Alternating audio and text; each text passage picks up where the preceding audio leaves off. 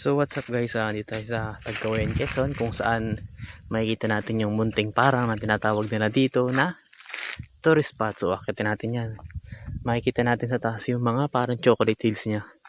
So let's go. So medyo maahon siya ng kaunti, pero sa taas is napakaganda ng view nya.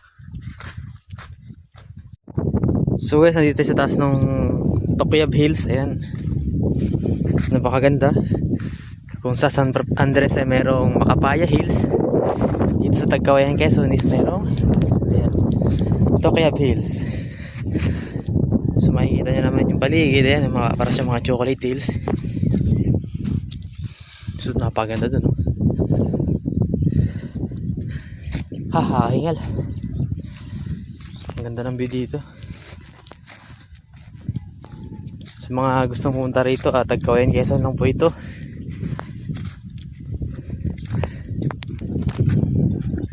Malapit sa Barangay Munting Parang. Malapit po sa LTO Tagkawayan. Bakit dito? So, Tokoyab Hills.